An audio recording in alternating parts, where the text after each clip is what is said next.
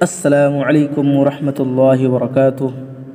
محترم سامعین و ناظرین، آج ریاض الصالحین کی حدیث نمبر 1204 وعن عائشہ رضی اللہ عنہا قالت قال رسول اللہ صلی اللہ علیہ وسلم 10 من الفطرۃ قص الشارب وإعفاء اللحية والسواك واستنشاق الماء وقص الأظفار وغسل البراجم ونطف الإبط وحلق العانة وانتقاص الماء. قال الراوي ونسيت العاشرة إلا أن تكون المضمضة. قال وكيع وهو أحد رواته انتقاص الماء يعني الاستنجاء. رواه مسلم۔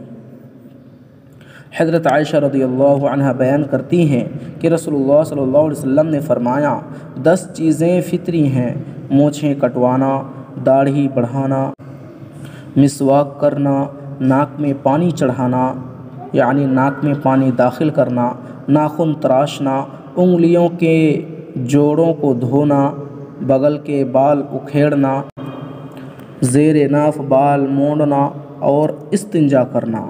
راوی نے بیان کیا کہ میں 10ویں چیز بھول گیا ہوں، شاید وہ کلی کرنا ہو۔ وکی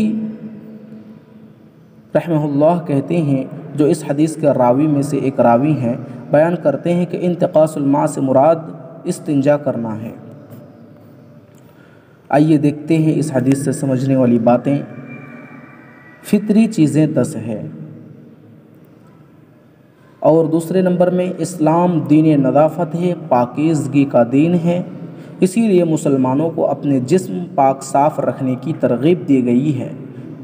نمبر 3، داڑھی کی کاٹ چھانٹ رسول اللہ صلی اللہ علیہ وسلم کی سنت کے خلاف ہے۔ نمبر 4 داڑھی رکھنا اور سنت کے مطابق رکھنا واجب ہے۔ داڑھی منڈانے والا گنہگار ہے اور اس کے بہت سے مفاسد ہیں۔ شیخ البانی رحمۃ اللہ علیہ نے انہیں آداب الزفاف میں بیان کیا ہے۔